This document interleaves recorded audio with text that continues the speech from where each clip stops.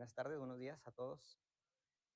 Vamos a hablar del tema de mantenimiento predictivo. Tal vez a lo mejor para los que no están relacionados pensarán cómo el mantenimiento puede aplicarse esta inteligencia artificial o predecir algo. Vamos a ver algo de esto para una línea de producción, pero antes de esto vamos a imaginarnos, por ejemplo, lo más común en nuestro auto.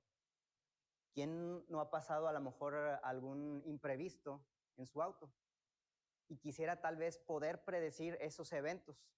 De esto se trata ese mantenimiento predictivo.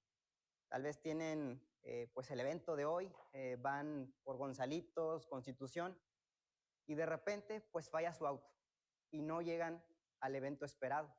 Pues precisamente con este mantenimiento predictivo usted puede prevenir o predecir en este caso esos eventos.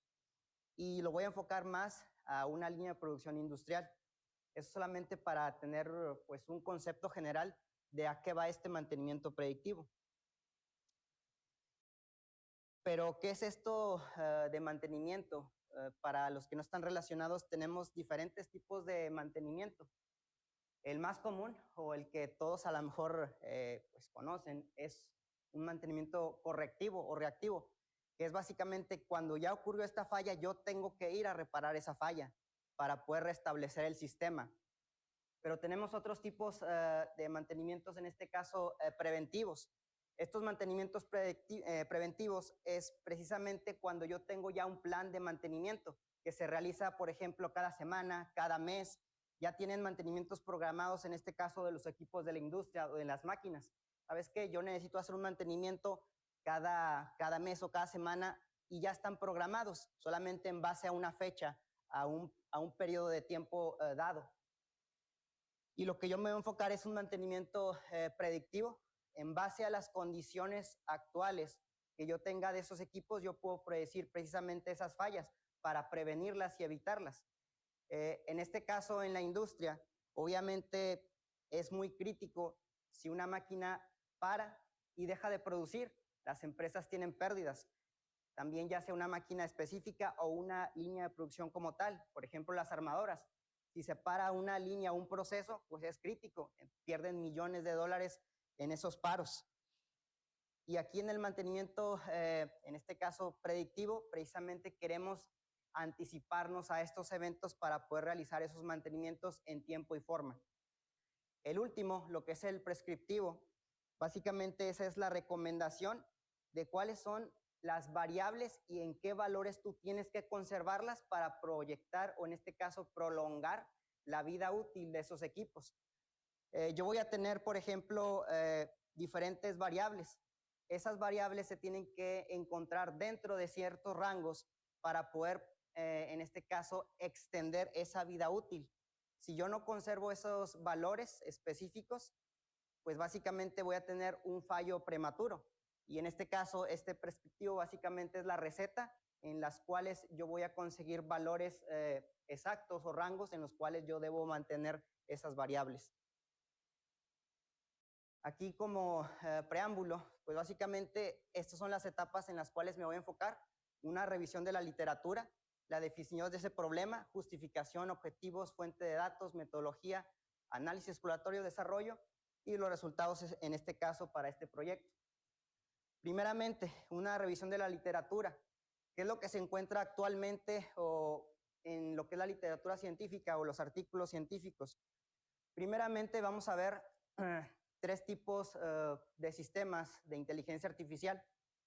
Tenemos Machine Learning tradicional, tenemos también, por ejemplo, un Deep Learning y tenemos en este caso Transfer Learning.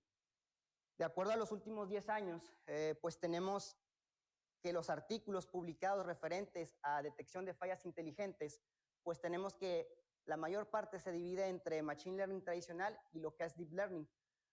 Lo que es Transfer Learning básicamente se enfoca a que yo tengo un proceso y ese proceso ya tiene un modelo y yo puedo transferir ese modelo a otros modelos similares en la industria. Tal vez es como un tipo benchmarking, donde yo ya tengo un modelo y quiero pasarlo a otro proceso industrial similar. Entonces, ese es el Transfer Learning.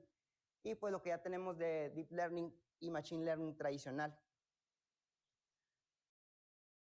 Estos son pues los artículos publicados en los últimos, pues básicamente 10 años, referentes a lo que es mantenimiento predictivo o detección de fallas inteligentes. Lo que son las publicaciones, la IEEE tiene 143 artículos, tiene un índice en este caso de impacto y pues en este caso el total de citas en artículos científicos. Las universidades que más publicaciones respecto a lo que es mantenimiento predictivo, pues es la Universidad de Illinois y lo que es Shanghái. Básicamente son número de artículos publicados en los últimos 10 años. Ahora tenemos la definición del problema. Esta definición del problema, por ejemplo, ¿por qué es relevante este mantenimiento predictivo en la industria? Como comentamos anteriormente, pues las problemáticas que se enfrentan es estos paros de producción no planificados. Cuando ocurre un evento de falla, obviamente no planificado, se tiene que hacer un restablecimiento de esa máquina o ese equipo. Pero para esto voy a ayudarme precisamente con la inteligencia artificial, con modelos de Machine Learning tradicional. Solamente este proyecto se enfoca a algoritmos de Machine Learning solamente tradicional, no a Deep Learning o Transfer Learning. Entonces, dado esto, pues es relevante en una línea de producción si hay un paro y yo no puedo anticiparme a ello. Prácticamente van a tener pérdidas estas empresas por no considerar estos tiempos de inactividad. Algo importante es que generalmente estos mantenimientos se realizan solamente en corrección, cuando ya ocurrió el evento, o en este caso en periodos de tiempo ya planificados, pero no consideran las variables o las condiciones actuales de ese equipo. Tal vez yo tengo diferentes equipos y esos equipos tienen diferentes usos, diferentes productos, aunque sea la misma máquina. Tengo una familia de productos y tal vez en una máquina produje 1 millón de piezas, pero en otra produje 10 millones. Yo no puedo dar un mantenimiento exactamente igual a uno que produjo más y otro menos, aunque sea el mismo equipo. Y obviamente, entre otras condiciones que tenga el equipo también. Esta justificación, pues obviamente, lógicamente conocemos que la eficiencia es esencial en lo que son industrialmente. Esas producciones pues tienen que tener equipos que produzcan con eficiencia. Si no somos eficientes, pues prácticamente no vamos a tener una rentabilidad en la empresa para poder, obviamente, ser más eficientes y otorgar productos en tiempo y forma o los tiempos de ciclo sean óptimos.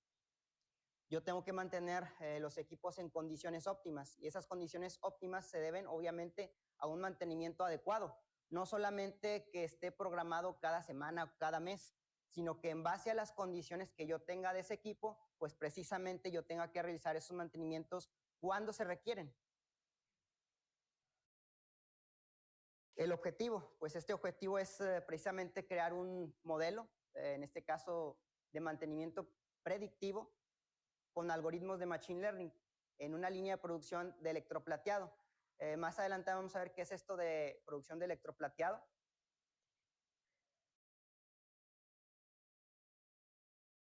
Unos objetivos particulares es precisamente caracterizar el proceso de manufactura. ¿A qué nos referimos con caracterizar el proceso? Aun y cuando tú seas un experto en inteligencia artificial y seas el mejor, si tú no conoces el proceso, eso de nada te va a servir. Tienes que tener conocimientos del proceso como tal.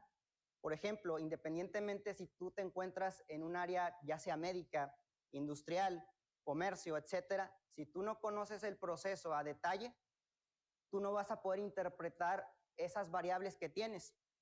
Entonces, si tú conoces ese proceso desde que inicia hasta que finaliza y cuáles son en este caso esas variables críticas y el porqué de esa información, prácticamente vas a tener una ventaja con respecto a tus pares.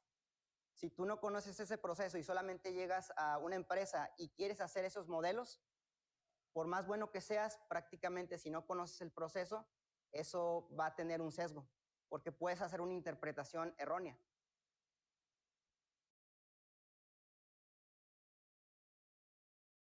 Entonces, algo recomendable para los que estamos en la industria de inteligencia artificial es que por más bueno que tú te creas, tienes que conocer ese proceso específico o dónde está, ya sea industrial o ya sea comercial o ya sea médico, tienes que empaparte de ese conocimiento con los expertos. Si tal vez tú no eres experto en ese proceso, pues entonces tienes que preguntar a los expertos que sí sean.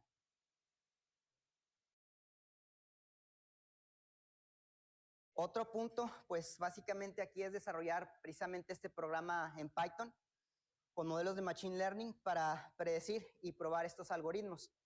Y algo que tal vez a lo mejor la mayoría conoce, lo más común es hacerlo en Python, pero aquí no nos limitamos a que solamente generemos estos algoritmos en Python, sino hay muchas tecnologías en la nube, desde Azure, AWS, Google Cloud, etcétera. La idea es comparar el modelo que se realice en Python, si es tan bueno o es peor, contra otras características comerciales que existen en el mercado.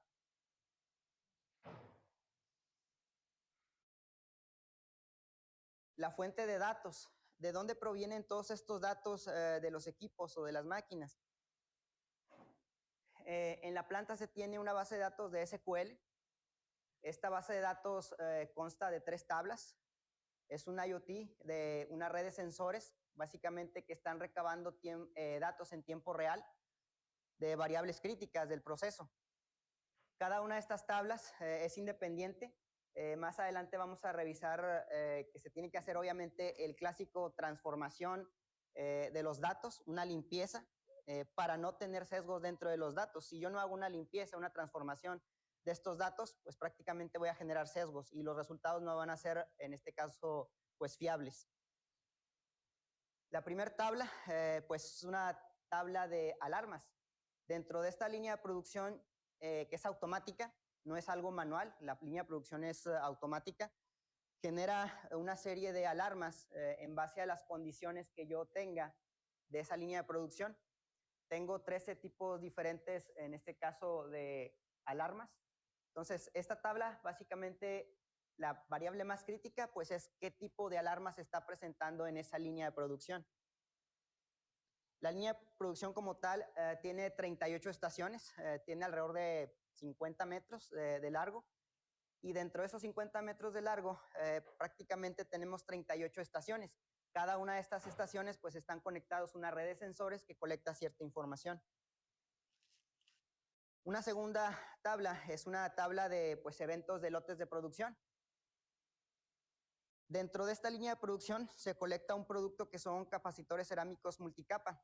Aquí no me voy a enfocar tanto al producto, sino a lo que es el equipo o la línea de producción, pero generalmente estos capacitores cerámicos multicapa prácticamente guardan energía y las distribuyen en tarjetas electrónicas, donde van desde celulares, televisiones, laptops, industria médica, en este caso aviación, militar, etcétera. Cualquier producto electrónico pues lleva estos capacitores cerámicos multicapa, solamente guardan en carga eléctrica y la distribuyen. Las variables que tenemos aquí pues tal vez sea un poco más indicativo. Tengo variables tanto de cualitativas o cuantitativas, desde números de estación, conductividad, temperaturas, pH, etcétera. Son variables que se están colectando pues en tiempo real dentro de la línea de producción. Otra tabla, pues básicamente son reportes de producción, desde, por ejemplo, volúmenes de producción, en este caso, el número de empleado que estuvo en esa línea realizando pues esa producción como tal. La línea básicamente la maneja solamente una persona. No necesitan estar un grupo de personas, sino que solamente una persona maneja esa línea de producción con ciertas recetas que se cargan a esa línea y se hace una producción de forma automática.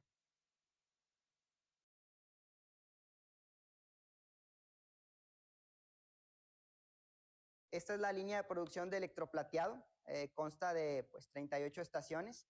Son estaciones, por ejemplo, de agua desionizada, otras estaciones, por ejemplo, de estaño, de níquel. Aquí, por ejemplo, para entrar en contexto, ¿qué es electroplateado? Electroplateado básicamente es una adición de una capa de níquel estaño a un producto. Puede ser cualquier producto, por ejemplo, tal vez habrán escuchado de pues, chapa de oro, etcétera. Pues prácticamente es algo similar, pero se adhiere a lo que es el capacitor una capa de níquel estaño para que tengan propiedades, en este caso, de soldabilidad. En este diagrama de flujo, pues yo voy a tener precisamente las 38 estaciones, las cuales están conectadas sensores. Estos sensores de redes sensores, pues básicamente es el IoT. Después, con estos sensores yo adquiero esos datos para posteriormente hacer una transformación. Como ya conocerán la mayoría, pues yo no solamente tengo que hacer esa adquisición, yo tengo que hacer una limpieza de mis datos, tengo que hacer una transformación de mis datos. Esta limpieza, pues desde los valores nulos, incluso revisar si tengo errores en esos datos para no generar ciertas pues, anomalías o sesgos en las predicciones. Después, pues obviamente voy a ingresar a una base de datos. Esa información tengo que colectarla en una base de datos para posteriormente, pues hacer un análisis exploratorio. Antes de yo realizar cualquier tipo de algoritmo de Machine Learning, tengo que hacer un análisis exploratorio y eso es crítico, porque si yo no hago ese análisis exploratorio de mis datos y solamente me voy de volada a hacer estos algoritmos, pues precisamente no puedo encontrar errores en mis datos si no hice precisamente ese análisis previo. Después de que ya hice ese análisis, pues voy a hacer estos modelos de Machine Learning. Después de que genero estos modelos, yo tengo que hacer pues prácticamente una visualización de esas métricas o estos insights para poder retroalimentar al programa de mantenimiento. Con estos resultados se retroalimenta al programa de mantenimiento para realizar esos mantenimientos en el tiempo adecuado. ¿Sabes qué? De acuerdo al algoritmo, yo tengo una alta probabilidad de que ocurra una falla o un evento inesperado en la línea de producción. Para que tú evites ese evento, pues tengo que revisar la línea. ¿Sabes qué? Voy a revisarla antes de que suceda, no cuando ya sucedió y ya es demasiado tarde.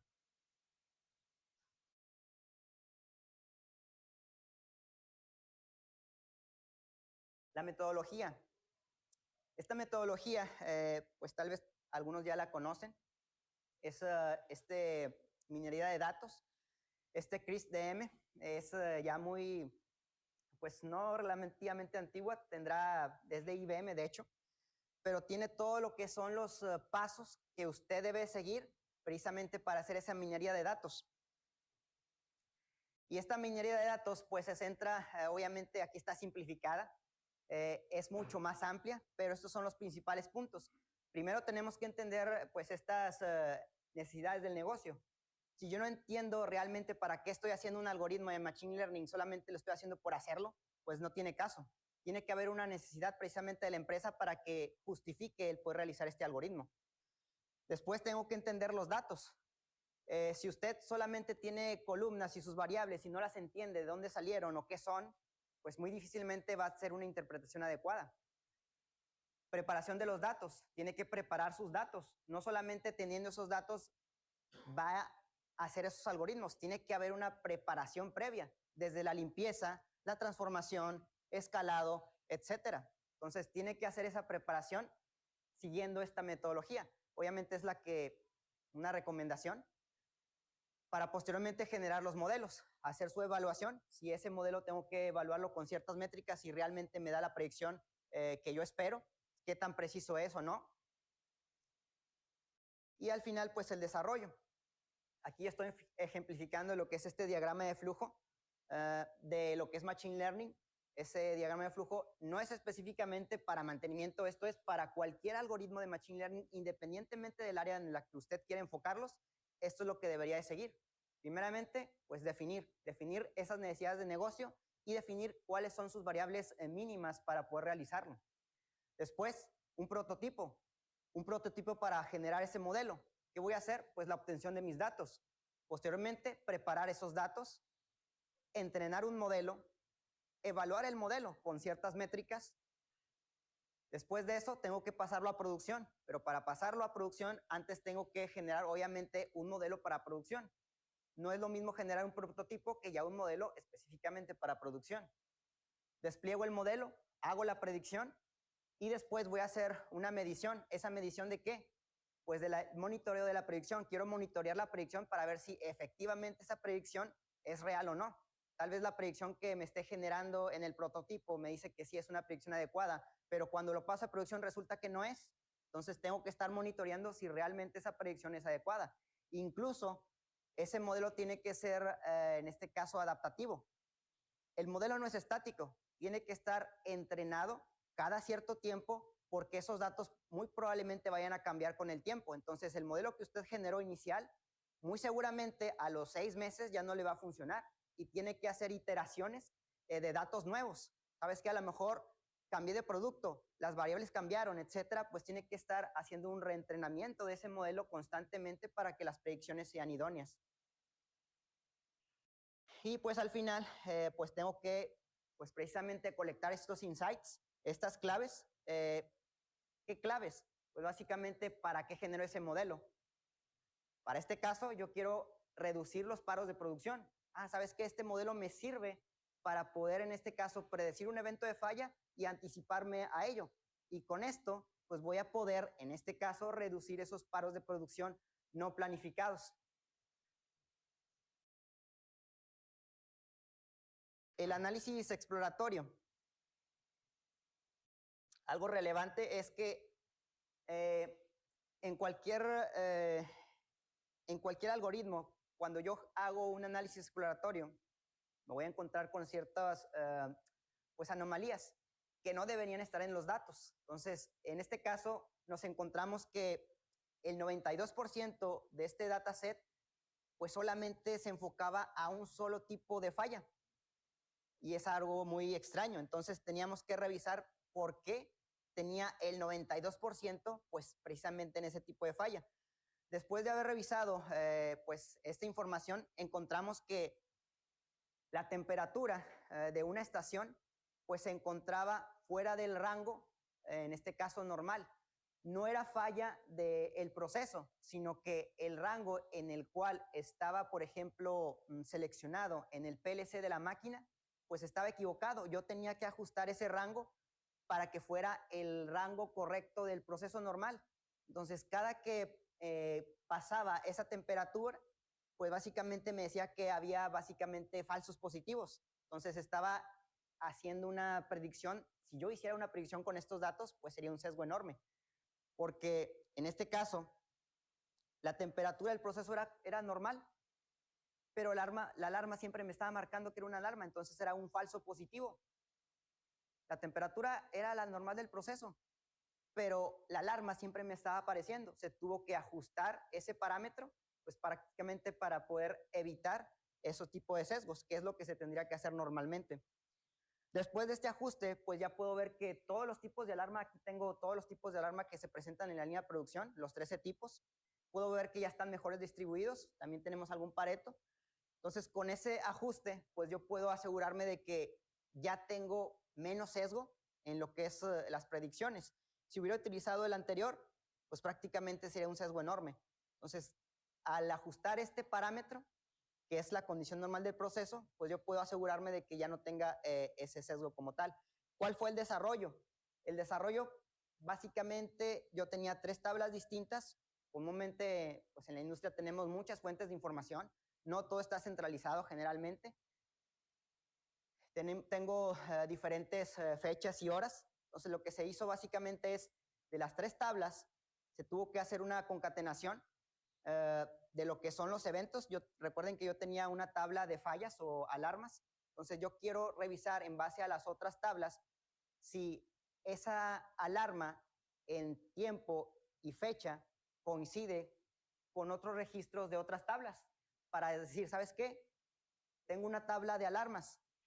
Si esa tabla de alarmas de algún registro en una instancia se encuentra en el tiempo y en la fecha igual en las otras 2 tablas, pues entonces voy a tomar esos datos como condición, en este caso de alarma. ¿Sabes qué? Estas condiciones son iguales a la tabla de alarmas. Bueno, ¿qué condiciones tenía tanto de pH, temperatura, etcétera?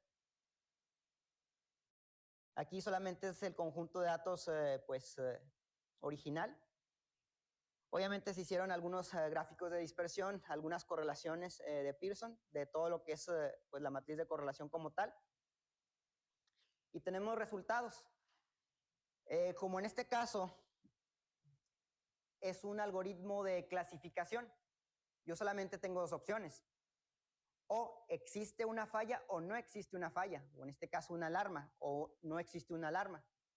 Entonces, en base a dos algoritmos, hicimos 8 tipos diferentes de algoritmos, pero estos dos fueron los que resultaron con mayor porcentaje, en este caso de precisión. Cuando yo manejo algoritmos de clasificación, tengo diferentes métricas. Aquí solamente es una matriz de confusión. Básicamente es cuando existe una falla, lo que es de la matriz, cuando yo tengo un 1 y un 1 aquí en la intersección, significa que el algoritmo pudo encontrar básicamente 144 fallas, predijo las reales. ¿Sabes qué? Se presentaron 144, pues en 144 sí las pudo predecir. Ok. Bueno, aquí cuando son, por ejemplo, ya sea falsos positivos o falsos negativos, sería más crítico cuando yo digo un falso negativo, porque yo estoy diciendo que no hay condición de falla, pero sí hay una falla y yo tengo que anticiparme. Tal vez no sea tan crítico cuando yo tenga, por ejemplo, un falso positivo, porque yo estoy diciendo que se va a presentar una falla, pero tal vez solamente van y revisan, ¿sabes qué? Pues es una condición normal y no hay problema. Entonces, pues el equipo sigue funcionando, pero aquí lo más crítico es cuando yo esté generando prácticamente falsos en este caso negativos, cuando realmente es un positivo de una falla. Entonces, eso es lo crítico como tal. El algoritmo como tal tiene un porcentaje de un 80% de predicción que puede poder, en este caso, detectar tanto lo que son las fallas como las condiciones normales de la línea. Estos son los, en este caso, pues los resultados de 8 diferentes tipos de algoritmos para clasificación. Entonces podemos ver que el que tuvo mayor poder de predicción en este caso pues es el Random Forest con un 80.3% de precisión. En base a estos algoritmos de clasificación, yo pudiese en este caso determinar cuándo puede ocurrir un evento de falla y poder detectarlo.